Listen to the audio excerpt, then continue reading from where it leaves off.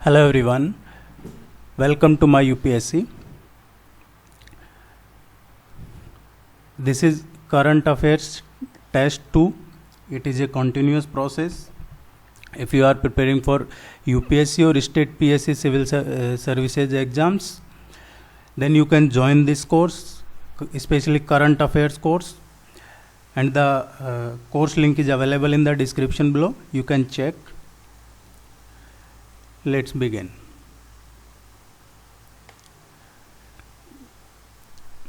Big Trail Lake recently seen in news is located in.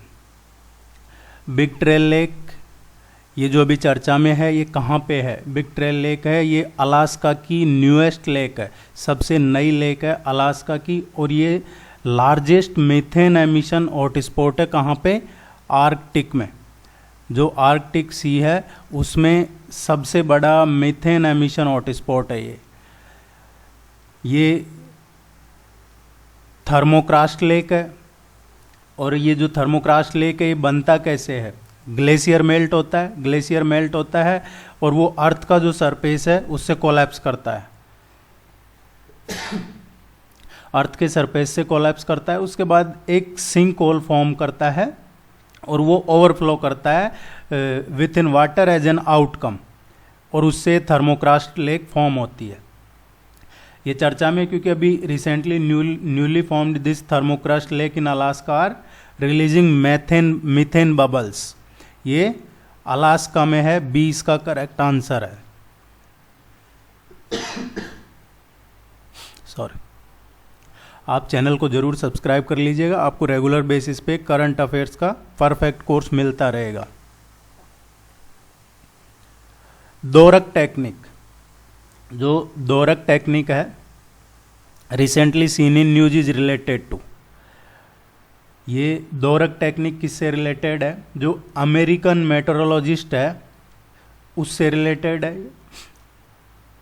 ये updated technique है, इसको time time पे update करते रहते हैं अमेरिकन्स, जो मेट्रोलॉजिकल डिपार्टमेंट है उनका। और ये जो फोरकास्ट पैटर्न है उसको बताता है। साइक्लोन हो गया या फिर क्लाइमेटिक कंडीशंस हो गई, ट्रॉपिकल साइक्लोन, डिके, इन सब का ये क्या डेवलपमेंट हो रहा है, क्या पैटर्न है क्लाउड का, ये सब सैटेलाइट इमेज को रिकॉग्नाइज करके और फिर ये बताता है दोरक टेक्निक। ये अभी चर्चा में है। इसका जो करेक्ट आंसर है last one, this tropical storm forecasting, D इसका करेक्ट आंसर है।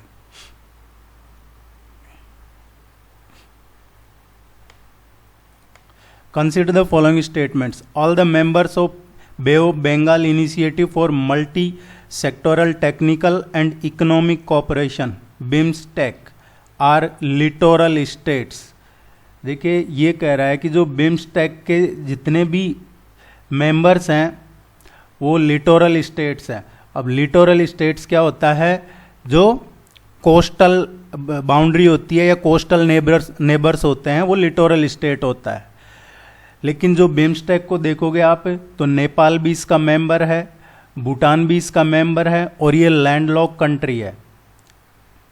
थाईलैंड भी है, लेकिन नेपाल भूटान को देखोगे सो ये लिटोरल नहीं है। इसके जितने भी मेंबर हैं सारे लिटोरल नहीं है, तो ये स्टेटमेंट गलत है।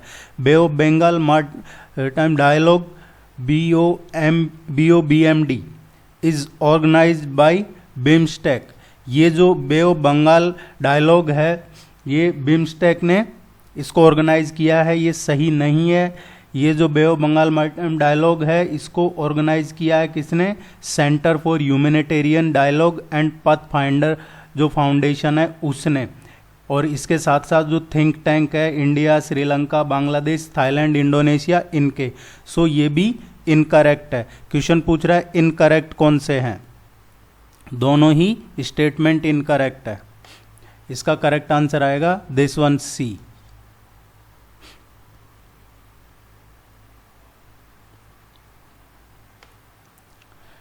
विच of the following nations in the Middle East are landlocked? इनमें से कौन से मिडल ईस्ट के कंट्रीज हैं ये जो लैंडलॉक्ड है? देखिए इनमें से पूछ रहा है करेक्ट, इनमें से कोई सा भी लैंडलॉक नहीं है।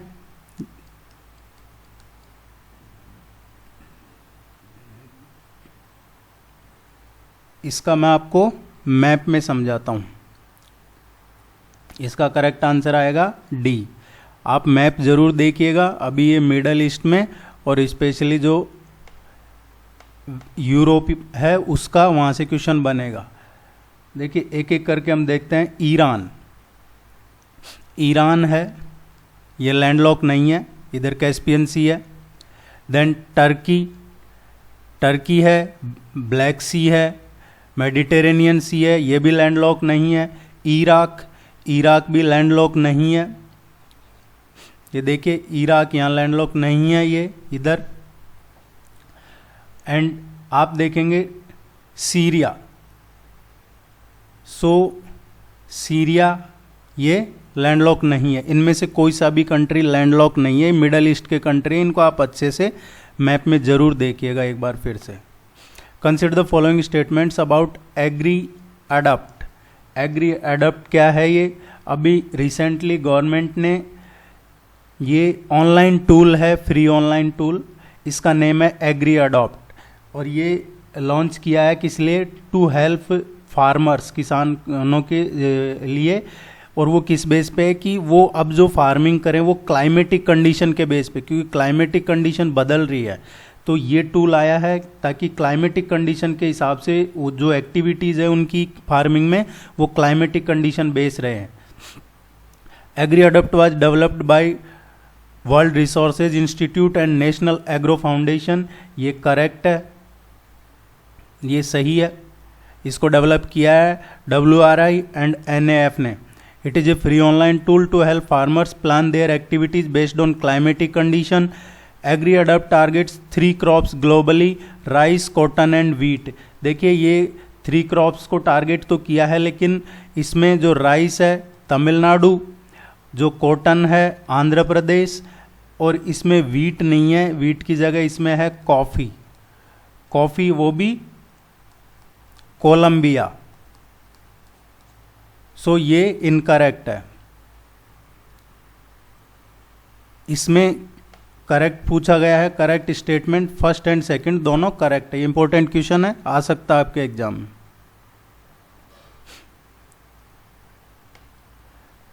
Consider the following statements about Nilgiris Sholakili. ये जो नीलगिरीस सोलाकिली है इसको बोला जाता है, ये क्या है? एक डम्पी लिटिल बर्ड है। ये डम्पी लिटिल बर्ड है और इसको नीलगिरी ब्लू रॉबिन भी कहते हैं, नीलगिरी ब्लू रॉबिन। इसका जो थ्रेटन स्टेटस है, हैबिटेट लॉस है and climate change. Protection status है इसका एंडेंजर्ड है। अभी जो वाइल्ड लाइफ बायोलॉजिस्ट हैं वो इसका they are seeking more support for research on this Nilgiri blue robin. इसको गूगल करके जरूर चेक कीजिएगा आप। It is found at 900 to 2100 metre of elevation in a shola forest इन अपर नीलगिरी। ये क्वेश्चन में पूछा जा रहा है इनकरेक्ट कौन सा है? सो ये करेक्ट है। It is listed as critically endangered by IUCN। So इसको अभी क्रिटिकली एंडेंजर्ड का इसका ये दोनों ही नहीं, इनकरेक्ट। हाँ ये भी सही है, तो कोई सा भी इनकरेक्ट नहीं है इसका स्टेटमेंट, दोनों ही सही है। ये डी इसका करेक्ट आंसर आएगा। आप सब्सक्राइब जरूर कर लीजिएगा, उससे सपोर्ट रहता है, आपको भी टाइमली नोटिफिकेशन मिलता रहेगा। Consider the following statements about article 131 of Indian constitution. Article 131 Indian constitution का, supreme court as the exclusive jurisdiction to hear and determine a dispute originating between state and union. ये article 131 कहता है, ये सही है कि जो भी एक्सक्लूसिव ज्यूरिडिक्शन होगा, डिस्प्यूट ओरिजिनेट होगा स्टेट और केंद्र के बीच में, उसके लिए है। Original jurisprudence of Supreme Court doesn't extend to a dispute arising out of a treaty or agreement which continue to be in operation, ये भी स्टेटमेंट सही है। The exclusive original jurisdiction of the supreme court is not applicable to cases where another body है jurisdiction under other provisions of the constitution, ये भी सही है। जहाँ एक्सक्लूसिव ओरिजिनल ज्यूरिडिक्शन की बात आएगी ऑफ द सुप्रीम कोर्ट, वो एप्लीकेबल नहीं होगा किन केसेज में, जहाँ पे कॉन्स्टिट्यूशन में प्रोविजन है कि ये कोई दूसरी बॉडी इसको सुनेगी, जैसे एनजीटी हो गई, तो वहाँ पे ये एप्लीकेबल नहीं होगा। ए इसका करेक्ट आंसर आएगा। तीनों ही सही है। Consider the following statements with respect to Competition Commission of India, CCI.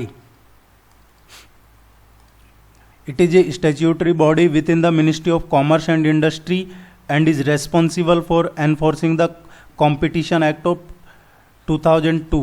ये आधा सही है, इसमें जो इनकरेक्ट है वो है ministry of commerce and industry के अंडर में नहीं है, ये बॉडी स्टैट्यूटरी है, ये है मिनिस्ट्री के बजाय इसमें कॉरपोरेट का है।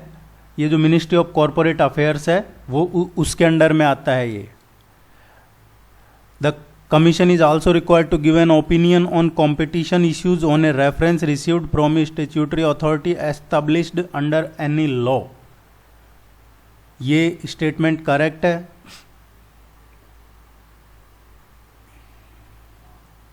CCI also approve combination under the act so that two merging entities do not overtake the market. ये भी इसके पास पावर है। C इसका करेक्ट आंसर होगा, पहला स्टेटमेंट इनकरेक्ट है। Bonalu scene in news is recently, ये बोनालू क्या है, ये it is A festival. Bonalu अभी रिसेंटली ये तेलंगाना में सेलिब्रेट किया है festival, and it is A festival for goddess Mahakali. और ये हिंदू फेस्टिवल है तेलंगाना, ये ध्यान रखिएगा, चर्चा में है।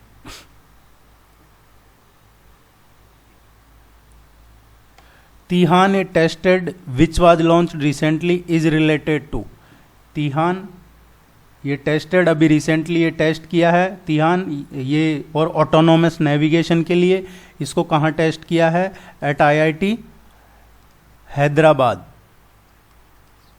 यहाँ पे इसको टेस्ट किया है। और ये एक्चुअली है क्या, ये एक स्मार्ट मोबिलिटी टेक्नोलॉजी है, next generation multi disciplinary initiative है to make India a global player, किसके लिए, in a futuristic and next generation smart mobility technology के लिए। ऑटोनोमस जो नेविगेशन है उसके लिए है, और इसमें autonomous navigation facility to develop unmanned ground and aerial vehicles, उसके लिए है ये। सो इसका करेक्ट आंसर आएगा navigation, autonomous navigation.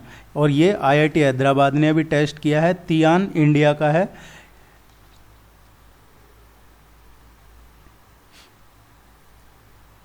Consider the following statements with respect to vice president, अभी वाइस प्रेसिडेंट के इलेक्शन हुए थे, क्वेश्चन पूछा जाएगा एग्जाम में, करेक्ट कौन सा है इसको देखते हैं। Vice president is a part of union executive along side the president. देखिए vice president is a part of union executive along side the president. जो यूनियन एग्जीक्यूटिव है उसमें president, vice president and council of ministers with in the prime minister as the head to aid and advise the president. So ये correct है। Mohammad Hamid Ansari is the only person to be re elected as the vice president of India. Mohammad Hamid Ansari अकेले ऐसा नहीं है, जो first vice president थे सर्वपल्ली राधाकृष्णन, वो भी री इलेक्ट हुए थे। सो ये स्टेटमेंट गलत है। The office of vice president rank second in the order of precedence after president, ये बिल्कुल सही है। ऑफिस ऑफ वाइस प्रेसिडेंट जो सेकंड हाईएस्ट कॉन्स्टिट्यूशनल ऑफिस है आफ्टर द प्रेसिडेंट, राष्ट्रपति के बाद दूसरी कॉन्स्टिट्यूशनल पोस्ट है जो वाइस प्रेसिडेंट है। इसका जो करेक्ट आंसर आएगा दिस वन। आपको रेगुलर बेसिस पे करंट अफेयर्स के यहाँ मिलते रहेंगे, आप इसको ज़रूर सब्सक्राइब कीजिएगा। ये कोर्स है टेस्ट सीरीज़ इसका करंट अफेयर्स का, इसका लिंक नीचे डिस्क्रिप्शन में अवेलेबल है, आप ज्वाइन कर लीजिए इसको, आपको इनका PDF वगैरह सब मिल जाएगा। बानी ग्रासलैंड या Banni grassland seen in news is found in, ये जो ग्रासलैंड है अभी ये न्यूज़ में है बिकॉज इसको प्लान किया गया है रिस्टोर करने के लिए, एंड इट इज़ ये हाई बायोडाइवर्सिटी एरिया, ये रिच और हाई बायोडाइवर्सिटी एरिया है। अब गुजरात गवर्नमेंट प्लान कर रही है इसको रिस्टोर करने के लिए। थर्ड वन सी इसका करेक्ट आंसर है। Consider the following statements with respect to national education policy 2020। National education policy 2020 is the third such education policy post independent India. आज़ाद होने के बाद ये तीसरी ऐसी पॉलिसी है, ये बिल्कुल सही है। National education policy 2020 was drafted based on the recommendations of the Bimal Jalan committee, ये गलत है, बिमल जालान कमेटी की रिकमेंडेशन पे नहीं है, कस्तूरी रंगन कमेटी है। The ABC academic bank of credit framework is part of national education policy 2020, ये बिल्कुल सही है। जो एकेडमिक बैंक ऑफ क्रेडिट है ये framework it is also a part of this policy. So first and third ये इसके करेक्ट आंसर होंगे। और कोई क्वेरी है आप कमेंट सेक्शन में पूछ सकते हैं, अदरवाइज आप इसका लिंक नीचे मिल जाएगा, ज्वाइन कर लीजिए, PDF डाउनलोड हो जाएगा और चैनल को सब्सक्राइब कर लीजिए। और कोई क्वेरी हो तो ज़रूर डिस्कस कीजिए। All the very best, good luck, thank you very much.